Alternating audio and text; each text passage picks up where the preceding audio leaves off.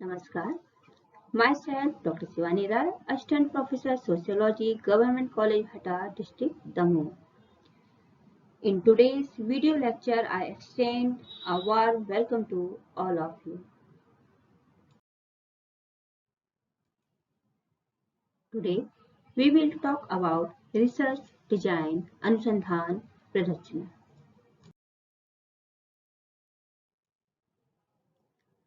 First of all, we will understand the meaning of research design. Research design is a such systematic outline prepared before the start of research work which explains the different aspects of the study subject with reference to some specific objective. यानी अनुसंधान प्ररचना अनुसंधान कार्य आरंभ करने से पूर्व ही निर्मित एक ऐसी व्यवस्थित रूपरेखा है जो कुछ विशेष उद्देश्यों के संदर्भ में अध्ययन विषय के विभिन्न पक्षों को स्पष्ट करती है।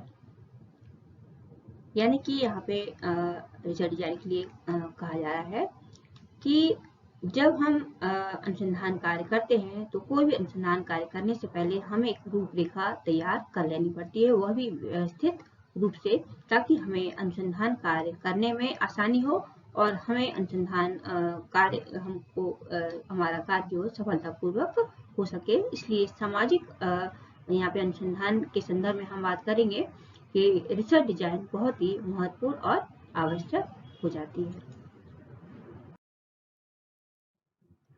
इसके बाद हम बात करेंगे डेफिनेशन ऑफ रिसर्च डिजाइन की। कुछ हम डेफिनेशन यहाँ पे देखेंगे रिसर्च डिजाइन के बारे में कि किन समाजशास्त्रियों ने इनके बारे में क्या कहा। तो सबसे पहले हम यहाँ पे बात करेंगे पीवी यंग के अनुसार कि research design in the logical and systematic planning and directing of a piece of research.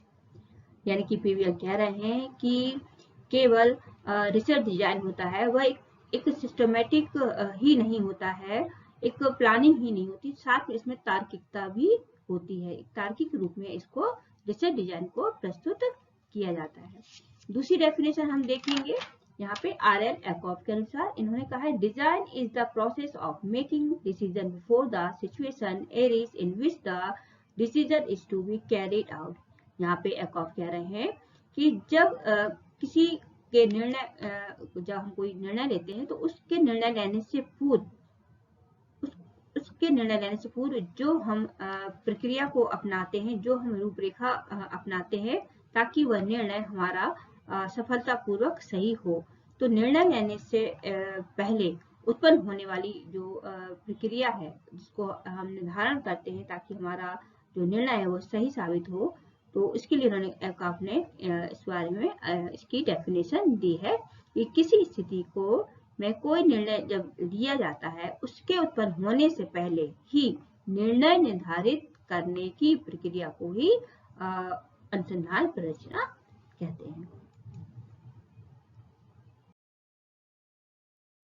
इसके बाद हम बात करेंगे टाइप्स ऑफ रिसर्च डिजाइन की। जैसा कि हम सभी जानते हैं कि समाज में कई प्रकार की विविधताएं पाई जाती हैं, कई प्रकार की समस्याएं पाए जाते हैं। तो स्वाभाविक है जब हम सामाजिक अनुसंधान कार्य करेंगे तो उनकी जो रूपरेखा भी होगी, जो अनुसंधान कार्य भी होंगे वह भी कैसे होंगे, अलग अलग प्रकार के होंगे। तो जैसे अनुसंधान कार्य होंगे रिसर्च डिजाइन भी हमको वैसे ही बनानी होगी। तो यहाँ पे हम बात करेंगे सबसे पहले डिस्क्रिप्टिव रिसर्च की। यहाँ पे हम बात करेंगे वर्णनात्मक अनुसंधान की बात करेंगे।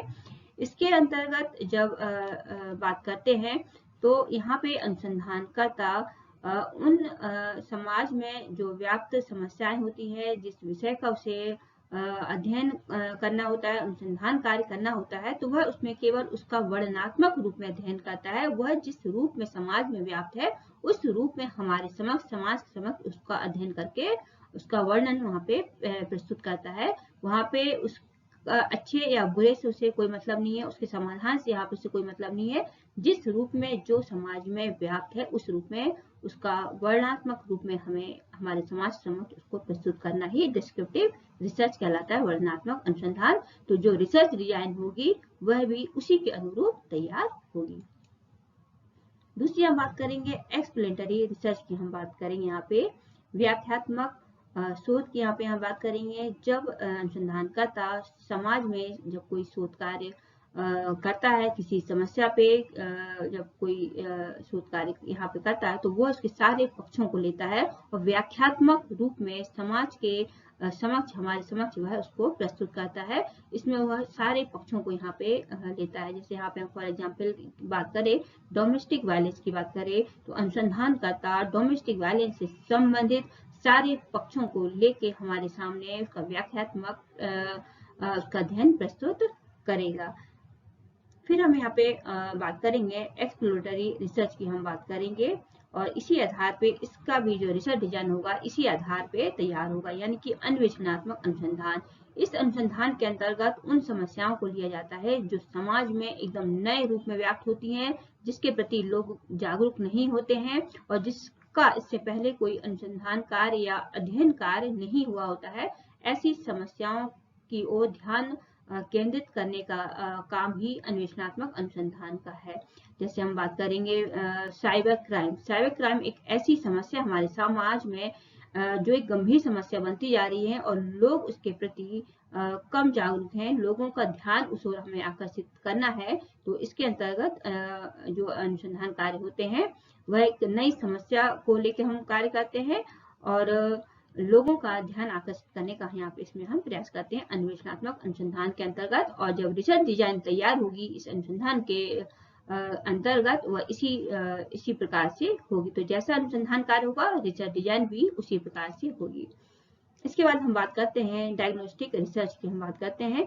डायग्नोस्टिक रिसर्च के अंतर्गत यानी कि निदानात्मक शोध, जैसा कि नाम से ही समझ में आ रहा है, इसके अंतर्गत जिस समस्या का हम अध्ययन करते हैं यहाँ पे हम साथ में कारण परिणाम के साथ साथ में समाधान की भी बात करते हैं, निदान की भी बात करते हैं कि इसको कैसे दूर किया जा सकता है। यहाँ पे मैं एक बात और क्लियर कर दूं कि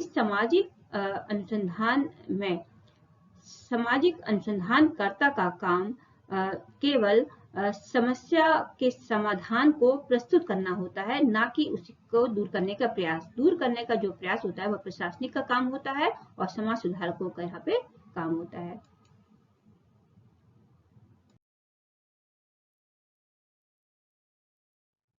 इसके बाद हम एक और बात करेंगे एक्सपेरिमेंटल रिसर्च की हम बात करेंगे, यानी कि प्रयोगात्मक शोध। जैसा कि हम जानते हैं कि हम जब साइंस की हम बात करते हैं, जब हम फिजिक्स केमिस्ट्री की बात करते हैं कि इसमें तो प्रयोगात्मक शोध संभव है, लेकिन सामाजिक अनुसंधान में प्रयोगात्मक रिसर्च संभव नहीं है। लेकिन अब एक्सपेरिमेंटल रिसर्च, अब सामाजिक अनुसंधान में भी एक्सपेरिमेंटल रिसर्च का कार्य होने लगा है। इसके अंतर्गत हम बात करेंगे आफ्टर ओनली एक्सपेरिमेंट के अंतर्गत, यानी कि पश्चात परीक्षण। पश्चात परीक्षण के अंतर्गत क्या करते हैं कि इसमें जब हम किसी क्षेत्र का जब हम अध्ययन करते हैं, एक ऐसे क्षेत्र को हम जब ले लेते हैं जब दोनों ही समस्या के रूप में, किसी स्थिति के रूप में समान होते हैं, तो हम एक को वही स्थिर करके दूसरे क्षेत्र में हम उस चीज को दूर करने का प्रयास करते हैं। जैसे फॉर एग्जाम्पल ग्रामीण क्षेत्र की जब हम बात करते हैं, मान लीजिए एक गांव में बिल्कुल भी महिलाएं शिक्षित नहीं है और दूसरे में भी बिल्कुल भी महिलाएं शिक्षित नहीं है, तो हमें तुलना करना है, हमें देखना है कि जब महिलाएं यहाँ पे शिक्षित होंगी तो क्या अंतर आएगा। तो एक क्षेत्र को में हम कोई भी प्रयोग नहीं करते हैं, वह वैसा का ही वैसा रहता है, और दूसरे क्षेत्र में हम वहाँ की महिलाओं को शिक्षित करते हैं, आत्मनिर्भर बनाते हैं। उसके बाद हम देखते हैं कि उस समाज में, उस समाज का उस महिलाओं पे कितना उनमें परिवर्तन आया है, और फिर आपस में उन दोनों क्षेत्र की तुलना करते हैं कि पहले जब यहाँ पे महिला शिक्षित नहीं थी दूसरे क्षेत्र में, तो उनकी आज क्या स्थिति है, और जिस क्षेत्र में हमने महिलाओं को शिक्षित कर दिया, आत्मनिर्भर बना दिया है, आज उस क्षेत्र की, उस समाज की, उस गांव की क्या स्थिति है। तो ये इस तरह से एक्सपेरिमेंटल रिसर्च के अंतर्गत आता है आफ्टर ओनली एक्सपेरिमेंट। दूसरी हम बात करते हैं बिफोर आफ्टर एक्सपेरिमेंट। इसके अंतर्गत एक ही क्षेत्र को लिया जाता है, पहले उस क्षेत्र में देखा जाता है कि यहाँ पे क्या समस्याएं व्याप्त हैं, क्या उसकी स्थिति है, फिर उसको दूर करने का, उसी क्षेत्र में उसको दूर करने का वहाँ पे प्रयास किया जाता है। फिर तुलना की जाती है कि पहले क्या स्थिति थी और अब क्या स्थिति थी। जैसे फॉर एग्जाम्पल हम देखते हैं कि हमारे गाँवों में अधिकांशतः जो कृषि होती है परंपरागत तरीके से होती है। तो हम देखते हैं कि पहले जो एक गाँव है परंपरागत तरीके से जो कृषि करता है उसकी आज कैसी स्थिति है। उसी गाँव में जब हम नवाचार लाते हैं, कृषि में नवाचार लाते हैं, नई नई मशीनों का, नए नए बीजों का जब हम प्रयोग करते हैं, उसके बाद उस गाँव में का कितना विकास हुआ है, वहाँ के कृषकों का कितना विकास हुआ, फिर आपस में हम तुलना करते हैं कि नवाचार करने के बाद क्या अंतर आया। तो ये भी आता है एक्सपेरिमेंटल रिसर्च के अंतर्गत, बिफोर आफ्टर एक्सपेरिमेंट। इसमें फिर आता है next x post facto experiment, यानी कि ऐतिहासिक तथ्य परीक्षण। तो ऐतिहासिक तथ्य परीक्षण भी संभव है। इसमें जो पहले जो कार्य हो चुके हैं सरकार के द्वारा, प्रशासन के द्वारा, ग्रामीण क्षेत्रों में, शहरी क्षेत्रों में, तो उनका जैसे विभिन्न प्रकार की जो योजनाएं बनाई गई हैं, सुधारक कार्यक्रम जो बनाए गए हैं, उसका उन कार्यक्रमों के बाद उस क्षेत्र में क्या अंतर आया है, क्या प्रभाव आया है, क्या परिवर्तन आया है, तो ये ऐतिहासिक तथ्य परीक्षण के अंतर्गत आता है। तो हम इसमें पता लगा सकते हैं कि पहले क्या स्थिति थी और बाद में क्या स्थिति हुई।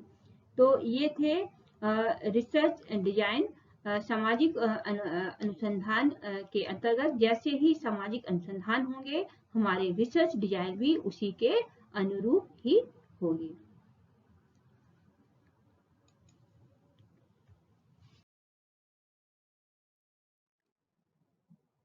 It is clear from the above discussion that research design सामाजिक अनुसंधान की सफलता के लिए बहुत ही महत्वपूर्ण और आवश्यक है। जितना सही रिसर्च डिजाइन होगा उतना ही सफलतापूर्वक हमारा सामाजिक अनुसंधान कार्य होगा।